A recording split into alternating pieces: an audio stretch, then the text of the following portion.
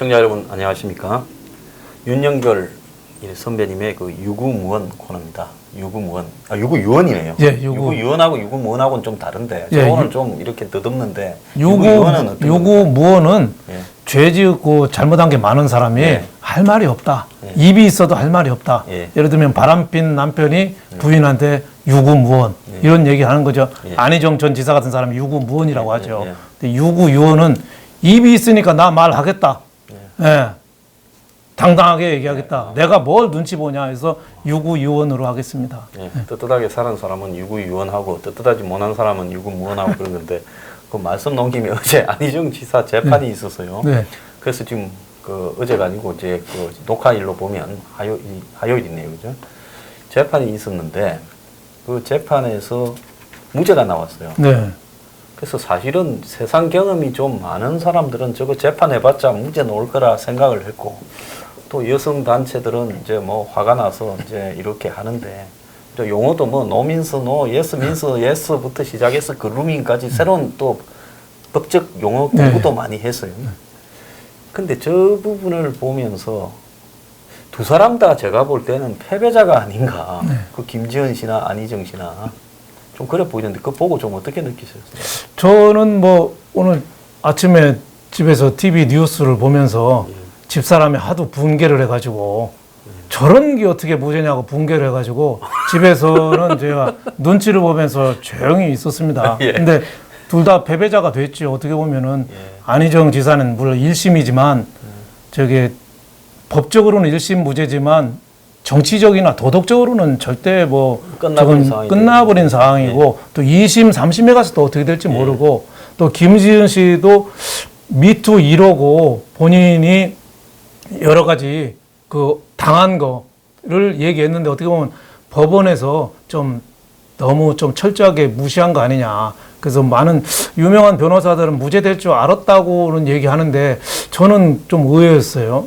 예. 아직 우리나라가 좀 남성주의적인 이 법원의 분위기도 좀 저는 있지 않느냐, 좀 이렇게 생각해서, 물론 그 위압이 있긴 있었다 이거죠. 법원 판결은 그거예요. 저는 뭐 복잡한 위계는 있었다. 예, 도지사와 정무 비서, 그러니까 위계, 위압 여러 가지 윗사람과 아랫사람 그 있었는데, 그거를 분명하게 거절 표시나 뭐 이게 없었고, 거기에 대한 게 정황 증거상 그 김지은 씨 말을 믿기가 어렵다.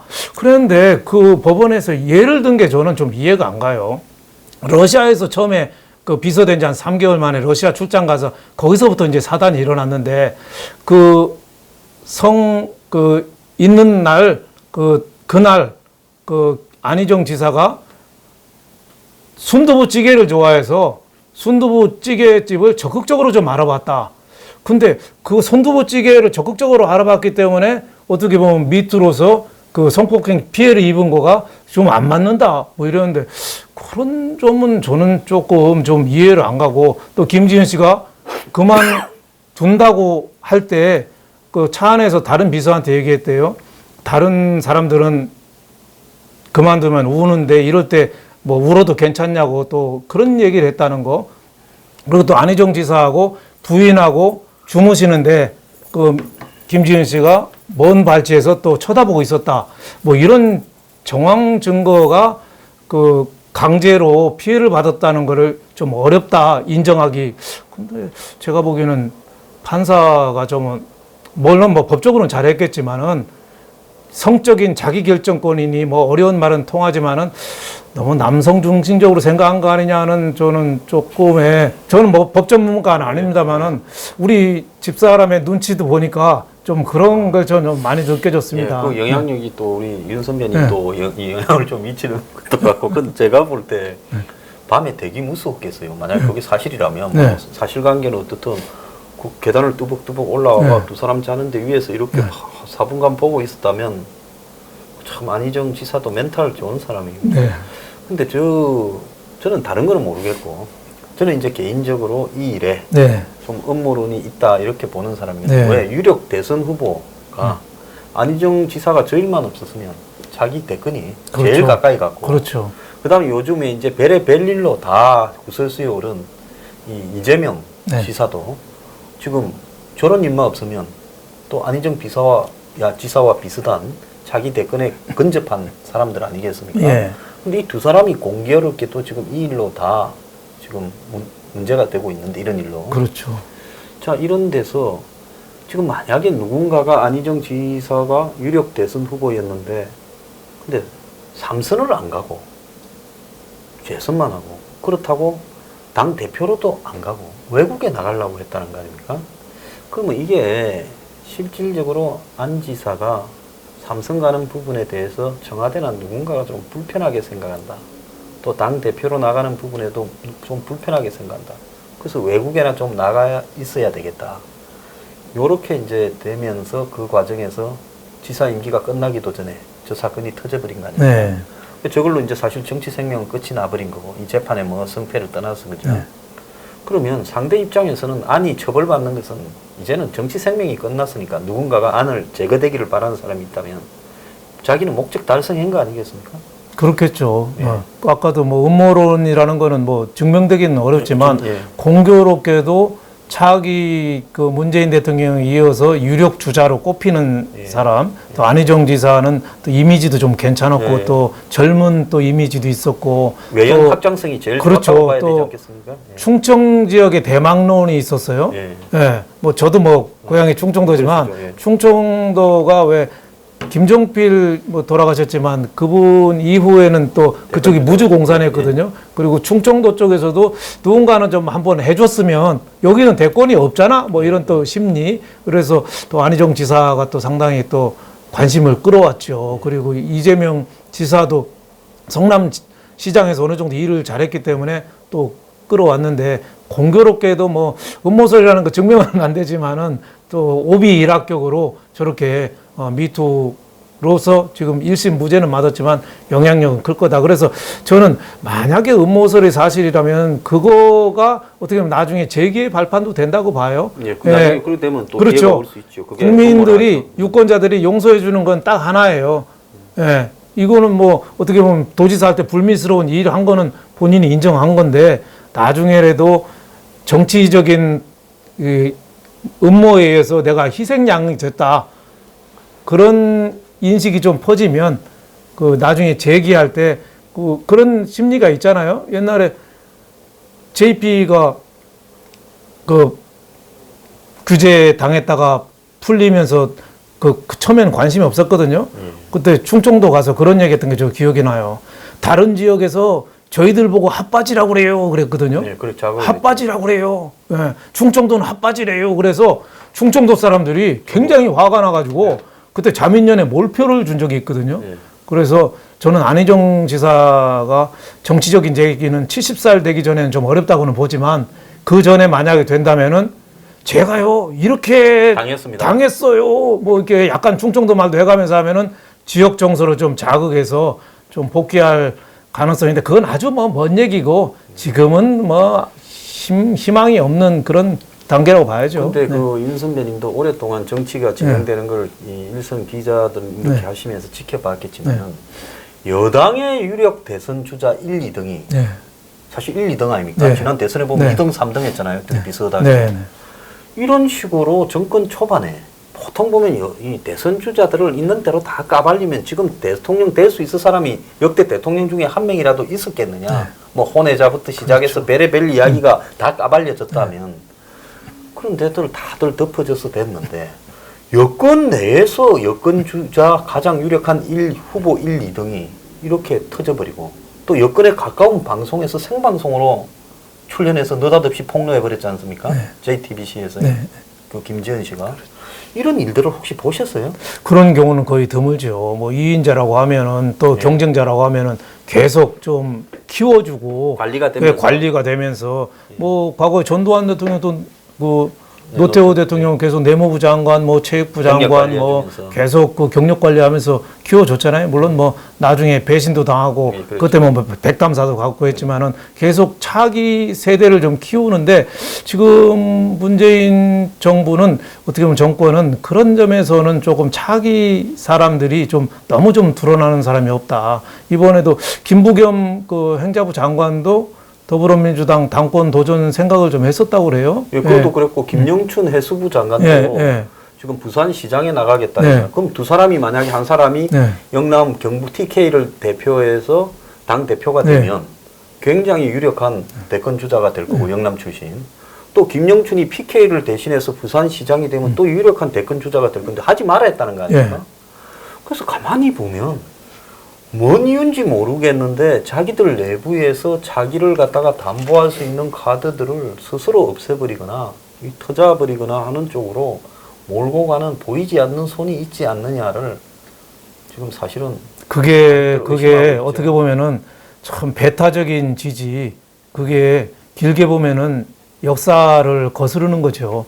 좀 그 이명박 대통령하고 박근혜 전 대통령이 지금 뭐 동시에 감옥 가 있는 참 세계 유례 없는 일이 있습니다만은 저분들 공통적인 특징이 사람을 안 키운 점도 있거든요. 그렇죠. 사람을 안 키웠어요. 옛날 김영삼 대통령이나 김대중 대통령이 잘잘못을 떠나서 그분들은 잘했던 게 사람을 많이 키웠어요. 지금 뭐 유명한 정치인들이나 하다못해 노무현 대통령부터 다 그 사람들이 키웠잖아요. YS 퀴즈, DJ 퀴즈에서 많이 키웠는데 왜 지금 새로운 사람을 안 키우는지. 우리나라 문제가 가장 큰 게 세대 교체라고 봐야거든요. 과거 4.19 이후에 4.19 세대, 그 다음에 산업화 세대, 그리고 60만 세, 60그 항쟁, 민주항쟁 이후에는 그 민주화 세대가 여태까지 한 3, 40년 끌고 왔잖아요. 지금은 어떻게 보면 새로운 세대가 역사를 좀 끌고 차세대 좀 많이 나와야 되는데 그런 싹이 거의 지금 제초제 뿌리듯이 다 뿌려져 가지고 지금 뭐 여당이고 야당이고 새로운 대표 보십시오.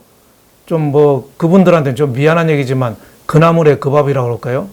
좀 그렇죠. 참신한 게 미래를 보여준 기대를 갖고 좀 이런 게 아닌 프랑스 같이 마크롱이나 저 캐나다나 이런 젊은 세대가 뭔가 새로운 걸 이루는 게 아니라 저분이 되면 참 싸움은 잘하겠네. 저분은 또 그 소리 하겠네. 너무 보이는 쪽으로 하니까 좀 한계인데 차세대 리더, 차세대 대통령감들을 그 문재인 대통령도 좀 빨리 좀 키우는 것도 그게 지금 대통령의 레임덕을 당기는 게 그게 아니거든요. 서로 싸우면서 경쟁하면서 서로 크는 거거든요. 그래서 그런 점은 다시 좀 생각해 봐야 된다. 저는 이렇게 봅니다. 그런 진리를 갖다가 꼭 보면 깜빵에 갔어야 알더라고요. 뭐 할 수 없는 거 한계라고 봅니다만은 지금 이제 드루킹 특검이 이제 열흘 남았대요.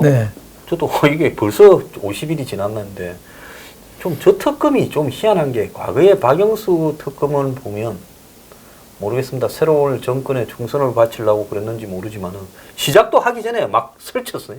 사람 다 짜놓고 그래가 막 스피디하게 밀어붙이면서 60일을 600일 하듯이 했는데 이 특검은 보면 시작을 하는데도 준비 기간에 뭐 했는지 사람도 아직 다 안 채우고 가더만은 또 초반에 한 달을 노회찬으로 몰고 가더만은 거기에 이제 자살 사태까지 이제 일어났어요.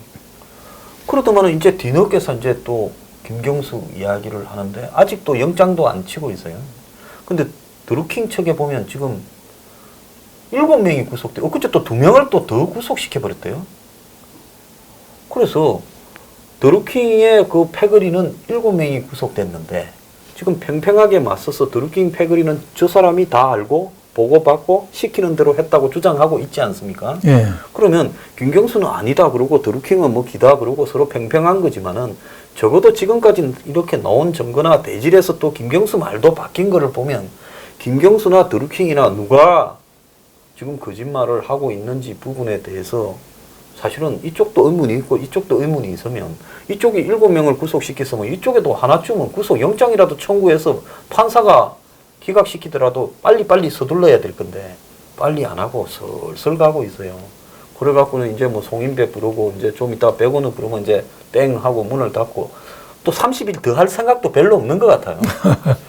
이 특검 좀 이상하다 보시지 않습니까? 그렇죠. 여태까지 이런 특검이 없었죠. 이렇게 살아있는 권력 안에서 특검이 참 어렵다는 생각이 들어요. 과거 이명박 대통령 당선일 때 특검은 같이 설렁탕 한 그릇 먹고 끝났다잖아요. 면접을 식당에서 간단히 끝났는데 이 특검도 살아있는 권력에서 하니까 좀 어려운데 그럼에도 불구하고 조금 너무 좀 미미하죠. 그 학교로 말하면 입학식 하자마자 졸업식 앞두고 있잖아요. 지금 열흘 있으면 졸업식이에요. 그래서 현재명인가 그 노래도 생각나요. 해는 져서 어두운데 찾아오는 사람 없어. 거의 이제 종치는 단계인데 지금 해놓은 게 너무 없어요. 이게 특검이라는 게 말은 거창하지만 따지고 보면 김경수 특검이거든요. 김경수 특검이면 김경수에 초점을 맞춰서 이 사람이 뭘 잘못했고 어떤 점에 있어서 구속영장을 청구하든지 해야 되는데 지금 특검은 제가 보니까 수사는 제대로 못했고 거기에는 저 여당이나 청와대 탓도 있어요. 네, 조금만 누구 부르고 뭘 언론에 나면은 언론 플레이한다. 언론 플레이한다고 언론이 씁니까? 아니 언론 플레이로 말하면 박영수 특검만큼 열심히 그렇죠. 잘한 데가 어디 있어요? 수사 상황을 다 노출시켜가지고 매일 텔레비에서 떠들었지 않습니까? 아 기자들이 기사 하나 쓰려면은요. 그 특검 가서 화장실 쓰레기까지 다 뒤지고 뭐 휴지도 뒤지고 기자들이 고고한 직업이 아닙니다. 그 별 지저분한 짓 다 해야지 겨우 한두 줄 그 엮어서 그거 갖고 보안 취재해서 쓰는 건데 하나만 나오면 다 보안 취재라고 하는데 언론 플레이어 하는데 내가 보니까 그런 시각이 잘못됐는데 특검 자체 내에서 제가 보기에는 허익봉 특검이 의지가 좀 제가 보기에는 많이 약하고 거기에는 특검 자체의 문제도 있고 정부 여당도 너무 그냥 언론 플레이로 이쪽으로 막 몰고 가고 협조를 좀 안 하는 측면도 가장 큰데 큰 거는 김경수에 대한 빨리 결론을 내야 되는데 제가 보니까 특검이 자신이 없는 거예요. 구속영장이 발부될 자신이 없으니까 청구는 해놓고 기각되면은 끝이잖아요. 그러니까 거기에 대해서 좀 보완을 하려고 뭐 이렇게 하는데 지금 뭐 송인배 비서관이나 백원우 비서관은 청와대도 실세인데 그분들 조사하기가 이렇게 쉽겠습니까? 그러니까 좀 하는 그 양식만 갖추고 좀 시간을 끄는 거 아니냐. 그래서 이 드루킹 특검은 구조적으로 좀 뭔가 좀 나오기는 좀 어렵다. 저는 이런 생각이 듭니다. 예, 애초부터 이제 그런 한계가 짐작이 됐는데 옛날에 이명박 대통령하고 설렁탕 먹고 끝낸 특검은 얼마 전에 또 출두하고 또 망신을 당했지 않습니까? 이 특검도 내가 볼 때 세월이 좀 지나면 또 어디 불려다니고 망신 당하기 십상일 것 같아. 그래서 자신이 없으면 맞지를 말지 왜 특검들을 하겠다고 저렇게 달라들면서 하고는 허디멍텅하게 저렇게 할까요? 자리라는 거는요. 그 누구나 능력하고 상관없이 다 능력이 된다고 생각하고 그 자리를 하나를 위해서 목숨 건 사람이 많아요. 그래서 전직 총리하고 그만둔 사람들도요. 사무실을 광화문에다 얻어요. 그래서 왜냐하면 언제든지 부르면 바로 뛰어갈 수 있게. 그리고 그분들이 어디 하마평 같은 거 있으면 언론사에도 전화를 합니다. 그 하마평 장관, 어디 총리, 어디 후보에 왜 내 이름이 빠졌어요? 제 이름 좀 넣어주세요. 그래서 그런 분들은 자리는 어떻게 보면 목숨을 건, 그래서 자리라는 거는 어떻게 보면 저는 불나방 같아요. 불만 보면 달려가는 나방. 그래서 그 우리나라가 진짜 대통령제가 잘못된 게 대통령이 할 수 있는 거는 국회 벽을 못 넘어서 하나도 못 해요. 근데 마음껏 휘둘릴 수 있는 거는 자리입니다.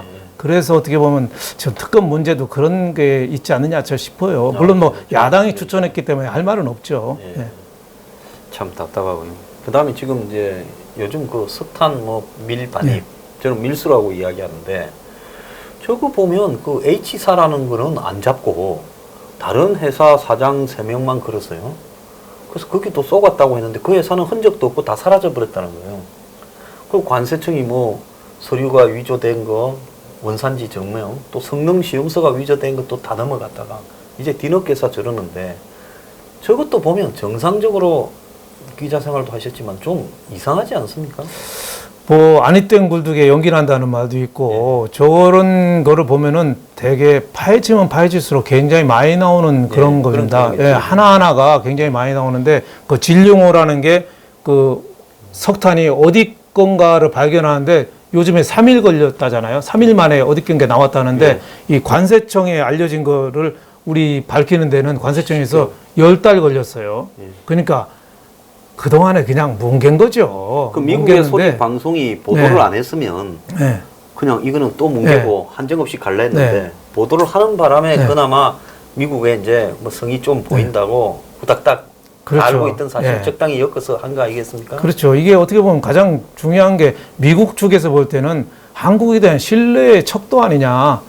남북, 북한 핵 문제 해결을 위해서 유엔이 결의해서 북한 제재를 하는 거잖아요. 근데 그거를 가장 앞장서서 지켜야 될 한국이, 코리아라는 나라가 어떻게 보면은 정부 비호하에 노골적으로 석탄이라는 게 애매모호하다는 이유로 뭉개고 오히려 비호해줬다 이런 오해를 살 수 있는 것들 신뢰관계의 문제였기 때문에 이거는 좀 분명히 좀 파야 된다 저는 이렇게 보고 여기에서는 국회 차원에서도 저는 국정조사라든지 이건 확실히 좀 해서 우리가 미국하고의 관계라든지 우리가 주권국가로서 어떻게 보면 이게 창피한 일이거든요. 예, 이거 뭐 예. 배신도 이런 배신이 예. 이게 같이 북한에 대해서는 일단 압박을 하자고 한국도 합의를 했고 어쨌든 공식적으로는 문 정권도 지난 12월 31일까지는 그런 기조를 갖다가 유지해놓고 그 사이에 북한을 구멍을 뚫어서 석탄을 사주고 그걸로 뭘 줬든지 돈을 줬을 거 아닙니까? 석탄을 가져왔으면 이렇게 했다 하면 창피한 일인데 지금 보면 뭐 관세청 수사로는 저렇게 덮어버리고 꼬리 자르고 끝나는 것 같고 그 다음에 옛날 보면 이런 일이 생기면 검찰로 대충 넘기지 않습니까? 그렇죠. 관세청이 이건 우리가 할 수 있는 수준이 아니다 하고 그럼 검찰이 달라들어서 해야 될 건데 이 정도 국민 관심사가 됐으면 이 정권 들어서는 또 관세청이 또 뭘 많이 해요. 지난번에 보면 조양호 씨 일가 조사도 또 관세청이 하고 네. 그 경남고등학교 나와가지고 문재인 후배라고 지금 그러는데 검사 출신에 그런데 이제 이렇게 해버리면 이제 좀 있다가 한국당이 정기국회도 있으니까 이제 국정조사하자 해가지고 이제 넘어져서 안 하면 정기국회 안 간다 이렇게 해서 이제 국정조사를 해서 저기 한전 동남발전에 남동발전에 구입자든지 또 은행이든지 무슨 제철회사 뭐 이래 다 오라 해가지고 청문회에 세우면 그 사람들이 살기 위해서라도 내가 알고 누구다 이제 이렇게 말을 해서 진실에 좀 접근하지 않겠습니까? 근데 참 이런 부분을 뭉개는 부분을 보면서 국민들은 지금 무슨 생각을 하고 있을 것 같아요? 국민들이 뭐 굉장히 뭐 불신을 하고 이건 좀 어서 보면 있을 수가 없는 일이잖아요. 네. 또 우리가 또 우선은 미국의 세컨더리 보이콧이라는 게 또 두렵잖아요. 그 석탄 수입한 그 회사뿐만 아니라 거래 은행이라든지 신용장 발급하는 뭐 모든 어떻게 보면 거기에 대해서 미국하고 거래가 금지되면은 우리 경제에 큰 타격을 믿는 거죠. 특히 뭐 한전 또 자회사가 또 남동발전이고 예. 동서발전이고 하기 때문에 그런 문제는 내가 보니까 빨리 털어오는 게 이실직고라는 말이 굉장히 좋은 말이더라고요. 뭐든지 빨리 털고 잘못한 거는 우리가 사과를 하고 고해성사라는 말도 그렇잖아요. 있는 거 빨리 털고 제가 이런 거 구체적으로 잘못했습니다. 그리고 앞으로는 요 방향으로 가겠습니다 해서 고해성사하고 이실직고 하는 거지 우리가 이거 덮는다고 될 일이 아니다. 그리고 또 관세청에서 자꾸 수사한다고 저렇게 오래 들고 있는데 관세청에서 한 게 제대로 된 게 없잖아요. 우리가 네. 붙들고 있으니까 그 사이에 관계자들은 다 도망가라. 네. 꼭꼭 숨어라. 네. 회사 문도 닫고 다 사라져버리라고 시간 끌어주면서 관세청이 그냥 총대를 매준 게 아닌가. 그렇게도 보이고. 그렇죠. 그래요. 조양호 대한항공 회장 집도 뭐 많이 뭐 들고 가고 이 더위에 뭐 몇 트럭씩 갖고 왔는데 뭐 나왔는지 아직 구속영장 그렇게 발부해도 하나도 안 되거든요. 상식적으로 네. 보면 관세청이 네. 조양호 회장이 그 비행기로 실어 나르는 부분하고 관세청 부분하고가 서로 이해가 일치되는 부분으로 그렇게 됐을 건데 그렇죠. 이 세관은 관세청이 관장하지 않습니까? 그렇죠. 그러면 세관을 통과해서 유유히 갖다 날랐을 건데 뭐가 있다면 그러면 관세청이 다 알고도 이렇게 봐주다가 봐준 놈을 보고 잡아라 그러면 잡을 수가 있겠습니까? 그렇죠. 내가 보니까 그게 좀 한계가 있는 거죠. 예. 예. 관세청이 대중들은 잘 몰라도 그 관세 사업에서 짭짤한 게 많이 있다 그러더라고요. 그 분야에서는 그게 굉장히 괜찮은 조직이고. 그 통관을 다 들고 있으니까 예. 그 뭐 우리나라 기업들이나 모든 수출입 하는 데라든지 뭐 관세청을 그 통과할 수 있는 데는 없죠. 근데 일반 국민들은 무서운지 모르죠. 일반 국민들은 뭐 수입이나 이런 걸 별로 많이 안 하니까 모르지만 기업으로 봐서는 뭐 거의 목줄을 쥐고 있는 데가 관세청이다. 그래서 관세청이 뭐 명품을 통과시켜 줬다, 뭐 좋은 거, 비싼 거 이런 거 갖고는 시끄러운 적이 있어도 석탄 갖고 관세청이 절이 될 줄은 세상에 누가 알았겠습니까, 그죠? 살다 석탄 세탁도 처음 본다 이러는데 그래서 이런 부분을 자꾸 감추게 되면 이 정권이 과거에 문건 하나 실행에 옮긴 것도 아니고 네. 내가 이 정권에 의해 가지고 기무사령관이나 기무사 간부에 임명되었으니 혹시 탄핵이 잘 이렇게 정리가 됐는데 사람들이 들고 일어나서 이러면 어찌 한번 그때는 이런 걸 만들어서 해볼까 하고 하는 생각에 예. 만들었던 문건을 가지고 쿠데타 모의라고 할 정도면 이 석탄 세탁을 가지고는 국가주도 북한 석탄 밀수 이렇게 이름을 붙여도 저 사람들이 붙이는 수준에 맞춰서 붙이면 무방하게 하지 않겠습니까? 거기에 대해서는 뭐 우리 정부도 좀 할 말이 없죠. 예, 미국에서 굉장히 좀 오해를 많이 하고 있잖아요. 엄청 하고 있죠. 미국에서도 한국 정부의 조치를 기다리겠다. 이 얘기는 뭡니까? 어떻게 하는가를 보겠다는 거죠. 미국은 다 어떻게 보면 많이 파악하고 있다고 저는 이렇게 보여집니다. 이거에 대해서는 좀 더 분명하게 좀 우리가 스스로 좀 밝혀야 되고, 또 관세청이 아니라 이거는 검찰이라든지 이쪽 더 좀 공신력 있는, 물론 뭐 검찰도 뭐 완벽한 건 아니죠. 하지만은 그래도 우리가 갖고 있는 국가기관 중에서는 비교적 공정하게 좀 할 수 있고 하니까 그쪽에 넘겨서 제대로 좀 수사를 받아보는 게 저는 바른 길이다 이렇게 보여집니다. 가만히 보면 들고 시간을 끈 게 미국에서 또 뭘 더 폭로하느냐. 이 VOA가 네. 미국의 소리 방송이 거기서 폭로해서 시작이 됐으니까 네.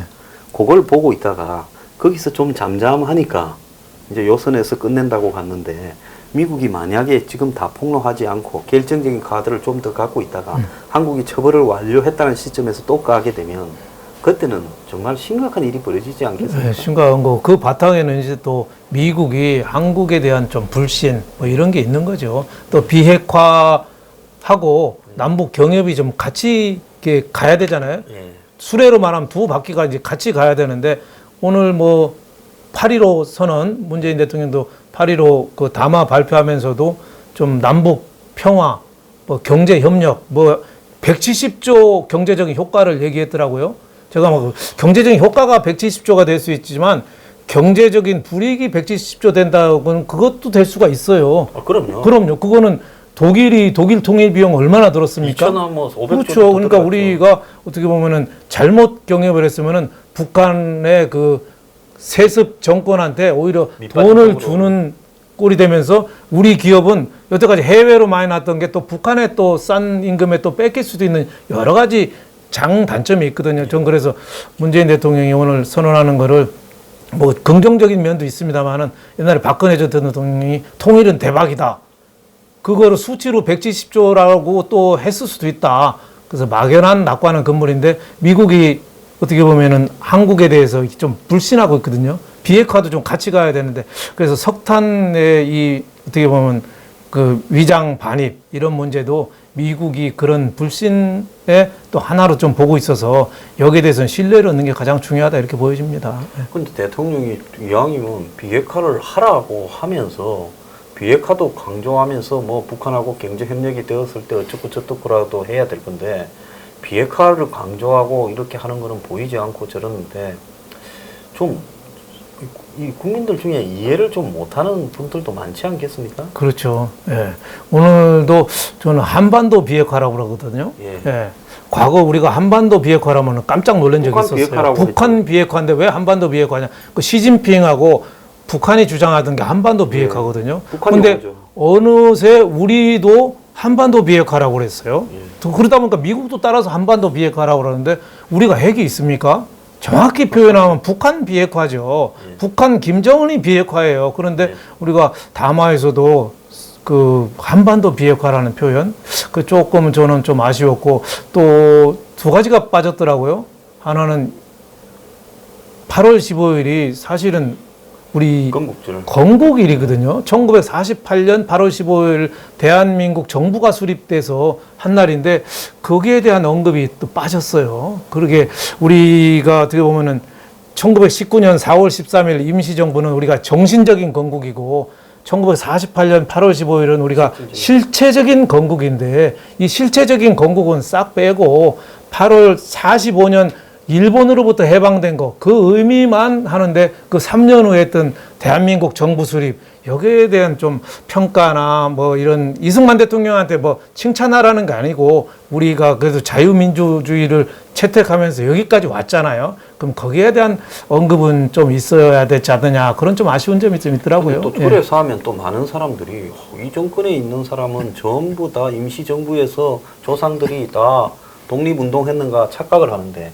옛날에 DJ YS 때 보면 이런데 굉장히 앞장섰던 사람이 저거 아버지가 일본의 고등계 형사거나 또 악질 독립운동가를 체포하러 다니던 사람이 다 드러나가지고, 제가 그 사람 체면을 생각해서 막 이야기는 안 하겠어. 몇 사람 있었지요.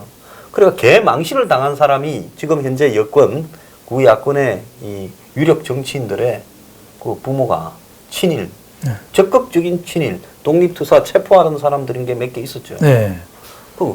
이런 부분에서 저렇게 이런 국민들을 갖다가 이제는 그 무슨 임시정부, 건국일 같은 걸 가지고도 끝까지 가려보고 내년에 100주년을 시끌벅적하게 한대요. 그러니까 양쪽을 좀 우리가 그 임시정부도 인정해주고 대한민국 정부 수립도 자랑스러운 거 아니에요? 그럼 좀 인정해주는 어떻게 보면 평화와 화합 뭐 이런 건 필요한데 한쪽은 완전히 좀 배척하는 게 어떻게 보면 길게 보면은 그 북한에 좀 이용당하는 이런 수가 있죠. 그 8.15 그 기념식장에서 저는 인상 깊은 게 그거더라고요. 한 성우가 나와서 백구범 김구 선생의 그 연설을 그 흉내 내면서 하더라고요. 그 다음에는 가수 둘이 나와서 정지용의 시 향수, 얼룩배기 뭐 황소가 뭐 그를 노래를 부르더라고요. 타계민이죠. 근데 백범 김구 선생이나 그 정지용 시인 두 분 다 북한한테 좀 이용당하고 북한한테 좀 아픈 게 있어요. 예. 백범 김구 선생도 북한은 계급투쟁이다고 북한에 대해서 절대 반대했지만 1948년에 선거 앞두고 북한 가서 김일성한테 좀 이용당한 측면이 또 있거든요. 단독 정부 수립을 반대하는 그렇죠. 같이 해보자고. 그렇죠. 그 김일성한테 좀 이용당했거든요. 시인 정지용도 그 납북자냐, 뭐 월북자냐. 그렇죠. 그것 때문에 때는 정가로용이었습니다. 그죠? 저희 학교 다닐 때는 예. 정지용 시인에 대해서 배우질 않았어요. 언급을 못했고 예. 또 그 사람이 언급이 되는 데는 중간에 글자가 예. 지워져 있었고 예. 그렇죠. 그분이 40대 후반에 6.25 만나서 뭐 요즘에는 뭐 납북으로 알려져 있지만 옛날에는 또 월북 시인이다 해서 예. 아예 되지도 않았는데 그분도 어떻게 보면 북한에 좀 이용당한 어떤 북한 피해자라는데 어떻게 보면은 김구 선생이나 정지용 시인이 8.15 기념식에서 나와서 저렇게 한 게 저 북한에 이용당하지 말라는 어떻게 보면 저는 메시지를 강력히 좀 받았습니다. 네. 참, 남한의 단독 정부 수립이 그렇게 잘못됐다고 배가 아픈 사람들, 그래서 북한하고 같이 정부 수립을 하면 1945년 이후부터 50년까지 동안에 공산 정권과 그다음에 민족 정부나 우파 정권이 공동으로 정부 수립한 나라 중에 공산화가 안 된 나라가 있습니까? 유럽이고 어디고. 거의 없죠. 거의 다 공산화되지 네, 않습니까? 그죠? 그렇죠. 예, 그러니까 예.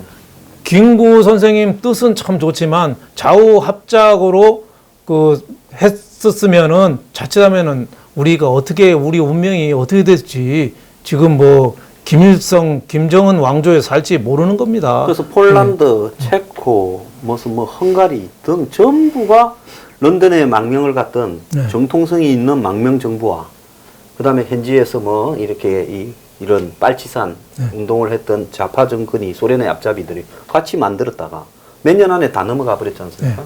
예. 그래서 역사를 저렇게 끌고 가도 되는가 참 국민들이 각성이 좀 필요하다 생각합니다. 오늘 이렇게 좀 녹화하는 날 광복절 휴일에 나와주셔서 대단히 감사합니다. 아이, 앞으로 좀 자주 좀 아이, 모시겠습니다. 감사합니다. 예, 감사합니다.